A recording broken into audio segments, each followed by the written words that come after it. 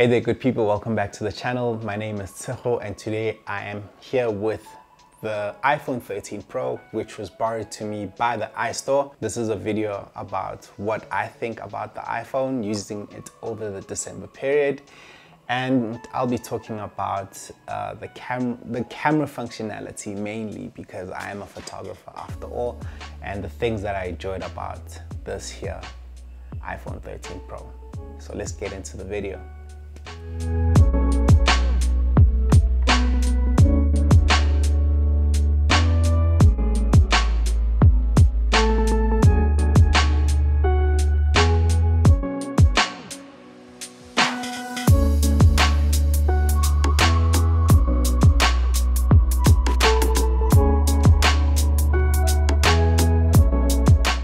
So to kick it off, I wanted to talk about the changes from the iPhone 12 and particularly being the cinematic mode, which has been included in this mobile device right here, and also the ability to create a picture profile, which was something that really stood out for me when I was using this phone.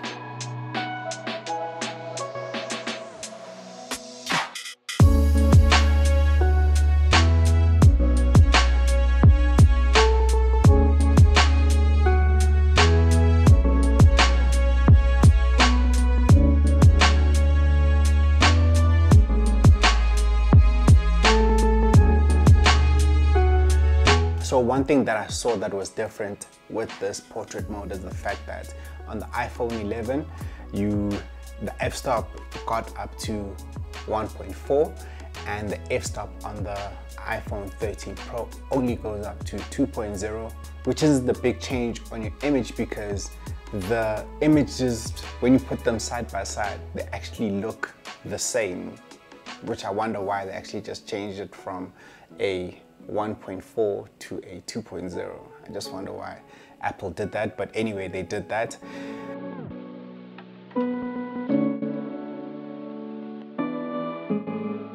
One of my favorite features on the iPhone 13 Pro is actually the cinematic mode. Cinematic mode not being used for recording, I don't know, a serious project per se, but more using the cinematic mode for your Instagram stories and reels. I found that when you use it in that short format, it actually works quite well for you. I created this short clip, the short B-roll shot on the 13 Pro, just to show you what you can do with the cinematic mode on these mobile devices. So enjoy.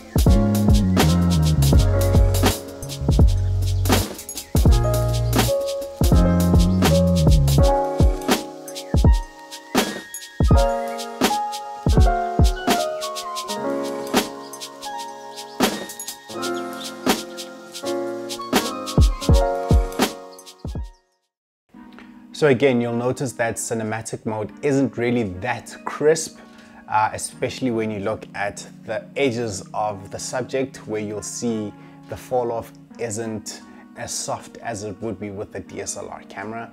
I guess that's one of the flaws that cinematic mode really has. But one thing that I like about it is the fact that the focus will always remain on the face. So you're always guaranteed that the face of the subject is always going to be in focus, which is really, really a good thing.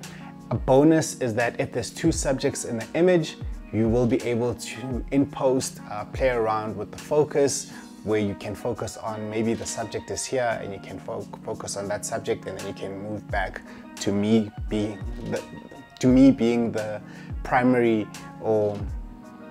subject, yes, in the footage that you are shooting. So the beauty is that you can control that in post.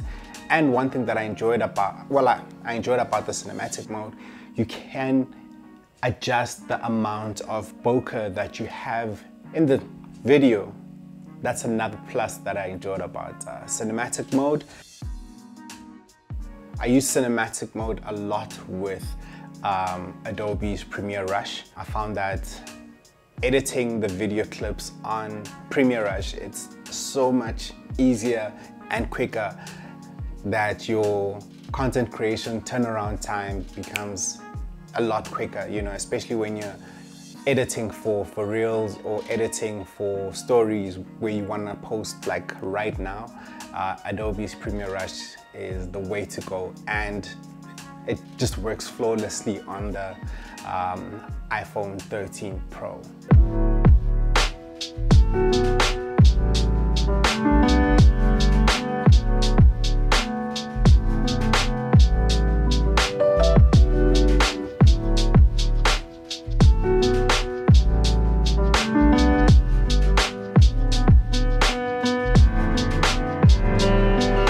So my impressions using the iPhone 13 Pro long term. So the iStore borrowed me this phone to use over the December period. One thing that really stood out for me is the battery life on this 13 Pro. A lot of people would think the Max, that's where you would get long battery. Yes, you do. It's longer than on the 13, but I noticed on the 13 Pro, would last me the whole day leading into the next day if I didn't charge it. And I'm one to always be on my phone, Instagram, be it taking pictures, videos, editing something on my phone. And with just using all the functionalities like in full mode, the battery would generally last me over a day, which is quite a blessing because I don't want to be carrying around power banks. A lot of people carry power banks and I don't want to be doing that. So the battery on this is quite a blessing, lasting the whole day, giving you enough time to shoot your content and put it out there for the world to see.